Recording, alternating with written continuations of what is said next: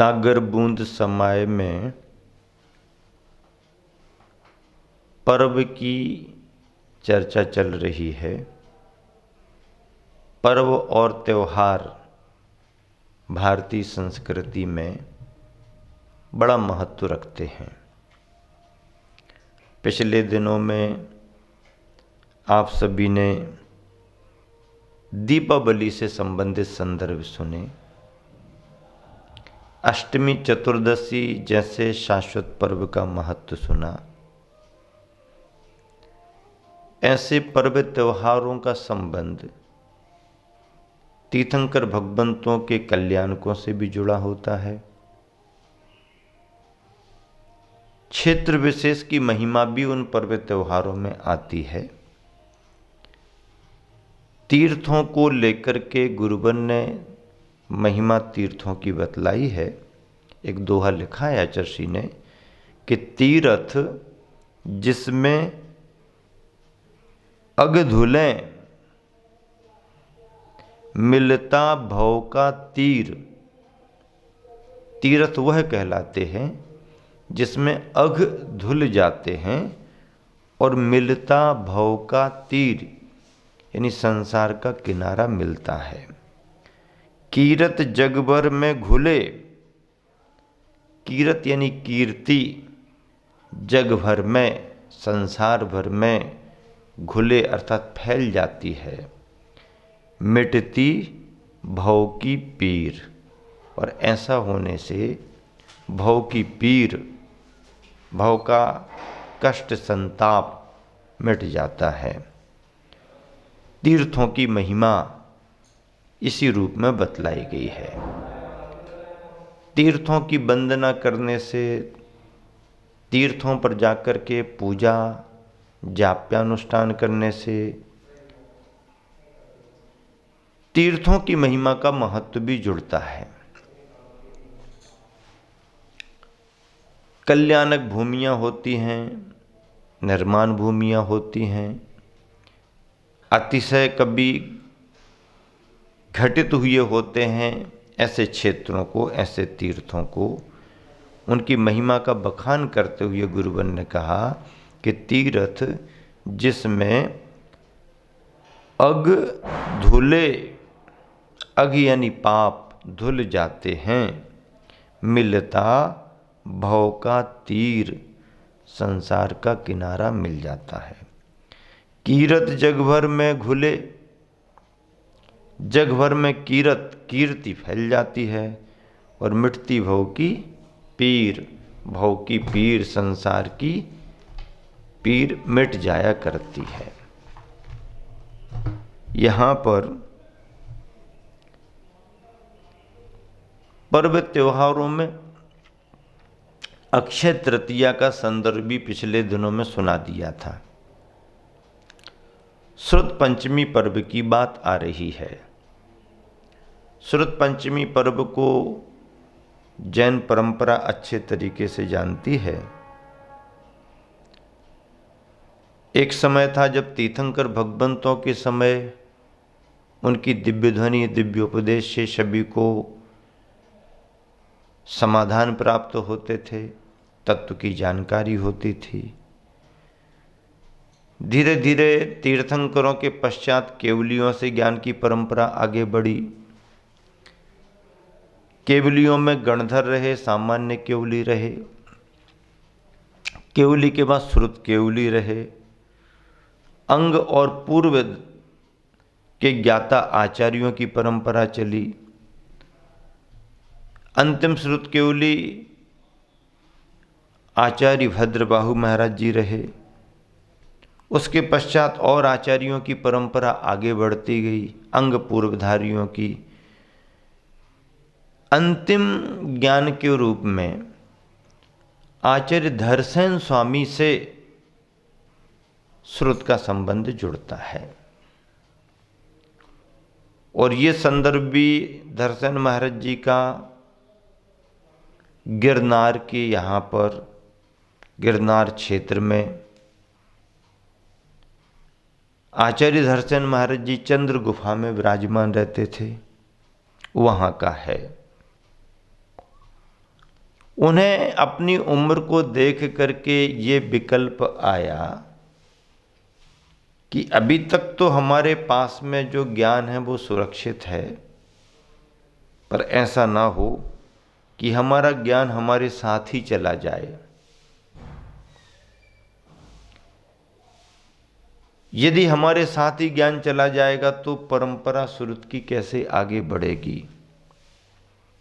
यह विचार करते हुए उन्होंने भाव किया कि कोई योग्य शिष्य यदि यहाँ इस समय आ जाएं तो हम अपना ज्ञान उनके लिए दे देंगे।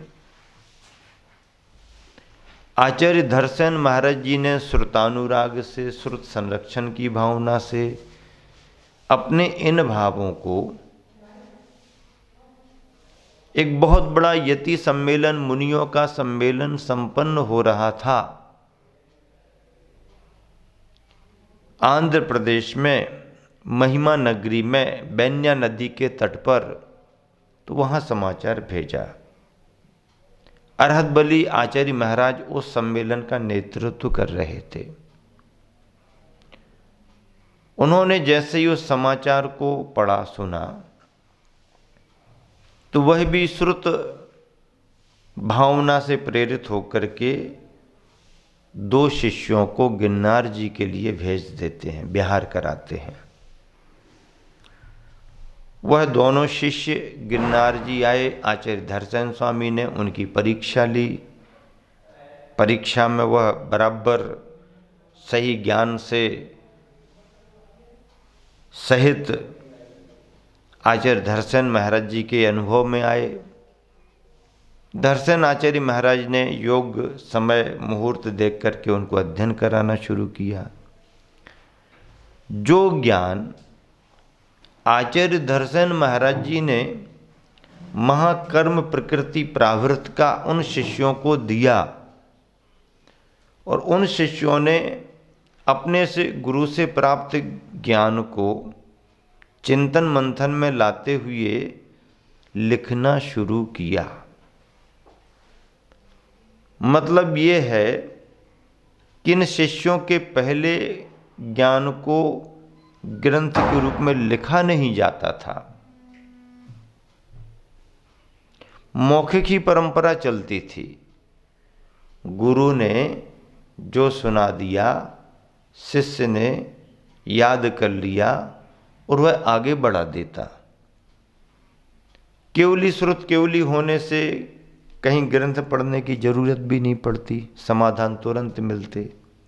फिर अंग पूर्वधारी आचार्यों के माध्यम से भी समाधान तुरंत मिल जाते। पर जब अंग और पूर्वों का ज्ञान समाप्त होने लगा पंचम काल कली काल के प्रभाव से, तो श्रुत की परंपरा छिन्न भिन्न न हो जाए इस चिंता से जो श्रुत उस समय था उसको लिपिबद्ध करना शुरू किया। और यह काम किसने किया? धर्म ग्रंथों के रूप में परंपरा से प्राप्त श्रुत को शास्त्र के रूप में लिखने का काम आचार्य पुष्पदंत और भूतबली ने प्रारंभ किया। आचार्य पुष्पदंत और भूतबली ये नाम उनको धरसेन स्वामी महाराज के चरणों में ही प्राप्त हुआ। मुनि अवस्था के पहले उनके नाम दूसरे थे। ऐसे योग्य शिष्य आचार्य पुष्पदंत और आचार्य भूतबली महाराज ने अपने क्षयोपशम से, स्मृति की अवधारणा से, अपने ज्ञान बल से, गुरुवर से प्राप्त ज्ञान को मनन चिंतन के द्वारा सुरक्षित रखने के लिए शास्त्र के रूप में लेखन कार्य प्रारंभ किया। और ध्यान रखना, जो वर्तमान में नमोकार मंत्र पढ़ा जाता है, नमो अरिहंताणम नमो सिद्धाणम, जो नमोकार मंत्र पढ़ते हैं, ये नमोकार मंत्र उन लिखे गए सूत्रों के, लिखे गए शास्त्र ग्रंथ के मंगलाचरण के रूप में लिखा गया है। जैन परंपरा में जो भी लेखन हुआ उसका मंगलाचरण नमोकार मंत्र है। और यह नमोकार मंत्र और इसी के साथ लिखे गए सूत्र प्राकृत भाषा में रहे। कौन सी भाषा में रहे? प्राकृत भाषा में रहे। प्राकृत भाषा उस समय की जन भाषा थी, लोग उसी भाषा में बातचीत करते थे। सरलता की भाषा, लोक भाषा उस समय प्राकृत थी, इसलिए प्राकृत में ही उन ग्रंथों को लिखा गया। ऐसे उन ग्रंथों के लेखन का और लेखन के बाद में चतुर्विध संघ की उपस्थिति में लिखे गए ग्रंथों की पूजा करने का जो पर्व है वह श्रुत पंचमी का पर्व है। श्रुत पंचमी के पर्व की तिथि कौन सी है? ज्येष्ठ शुक्ला पंचमी। कौन सी तिथि है? ज्येष्ठ शुक्ला पंचमी। गर्मी के समय में ज्येष्ठ का महीना और शुक्ल पक्ष, उसमें भी पंचमी की तिथि, शुक्ल पक्ष पंचमी की तिथि, ज्येष्ठ का महीना। ठाट बाट से सभी ने मिलकर के इन ग्रंथों की पूजा की, उत्सव किया, नगर में खुशियां मनाई। तब से यह पंचमी की तिथि श्रुत पंचमी के पर्व से जानी जाती है। गुरुवर आचार्य श्री उस पर्व की महिमा बतलाते हुए कह रहे हैं कि श्रुत पंचमी का पर्व जिनवानी आराधना का वह पावन स्मृति दिवस है। श्रुत पंचमी का पर्व जिनवानी आराधना का वह पावन स्मृति दिवस है, जिस दिन आचार्य पुष्पदंत और भूतबली ने, जिस दिन आचार्य पुष्पदंत और भूतबली ने सठखंडागम सूत्र ग्रंथों की रचना पूर्ण की थी। सठखंडागम सूत्र ग्रंथों की रचना पूर्ण की थी तथा श्रावकों ने उन सिद्धांत ग्रंथों की भक्ति भाव से पूजा की थी। हाँ, पूजा की थी, भक्ति भाव से ठाट बाट से पूजा की थी। पूजा उत्साह से करनी होती है। तो यह पर्व श्रुत पंचमी का ग्रंथों की पूजा और ग्रंथों की प्रभावना से जुड़ा हुआ, अर्थात श्रुत की भावना और श्रुत की प्रभावना का पर्व है श्रुत पंचमी पर्व। अगला बोध वाक्य गुरुवर दे रहे हैं, रक्षाबंधन का पर्व वात्सल्य का पर्व है। रक्षाबंधन का पर्व कैसा है? वात्सल्य का पर्व है, रक्षा का पर्व है। रक्षाबंधन सावन के महीने में आता है, राखी बनती है ना। हाँ, रक्षाबंधन, तो रक्षाबंधन का पर्व वात्सल्य का पर्व है, रक्षा का पर्व है। इसी भावना से प्रेरित होकर जब विष्णु कुमार जैसे तपस्वी मुनिराज भी आगे आए, क्या बात है, इसी भावना से प्रेरित होकर जब विष्णु कुमार जैसे तपस्वी मुनिराज भी आगे आए और 700 मुनियों का उपसर्ग दूर किया। कितने मुनियों का उपसर्ग? 700 मुनियों का उपसर्ग दूर किया। तब हमें भी सोचना चाहिए, क्या? तब हमें भी सोचना चाहिए। आप जो जन यहाँ बैठे सुन रहे हो तो आपको भी सोचना चाहिए। क्या सोचना चाहिए? यही सोचना चाहिए कि इतने बड़े मुनिराज ने इतने बड़े संघ का उपसर्ग दूर कर दिया। धन्य वे विष्णु कुमार मुनिराज तपस्वी, जिन्होंने 700 मुनियों के उपसर को दूर कर दिया, तो हमें भी सोचना चाहिए और धर्म संस्कृति की रक्षा के लिए कटिबद्ध हो जाना चाहिए। धर्म संस्कृति की रक्षा के लिए क्या होना चाहिए? कटिबद्ध। कटिबद्ध का अर्थ जानते कि नहीं जानते? कटिबद्ध का मतलब है, कटी का अर्थ होता है कमर, और बद्ध यानी बांधो। तो जैसे कहते हैं कि अब कमर कस करके तैयार हो जाओ, हाँ, मजबूती के साथ खड़े हो जाओ, इसका नाम है कटिबद्ध, संकल्पबद्ध हो जाना चाहिए। मतलब ये है कि धर्म और धर्मात्मा की रक्षा के लिए हमें हमेशा तत्पर रहना चाहिए। हम यदि उतना ज़्यादा धर्म नहीं कर सक रहे हैं, कर पा रहे हैं तो कोई बात नहीं, लेकिन यदि कोई धर्म कर रहा है तो उसको किसी तरह की बाधा ना आए, उसकी बाधाओं को दूर करने में सहयोगी बने, हाँ, उनके सेवक बने, उनके अनुयायी बने, क्योंकि धर्म बिना धर्मात्मा के रह नहीं सकता। धर्म धर्मात्मा के बिना रह नहीं सकता। इसीलिए जब आप चाहते हो कि धर्म निरंतर बना रहे, तो धर्मात्माओं को भी आपके लिए बनाए रखना जरूरी है। बिना धर्मात्मा के धर्म टिकता नहीं है। धर्मात्माओं के माध्यम से ही धर्म की रक्षा होती है।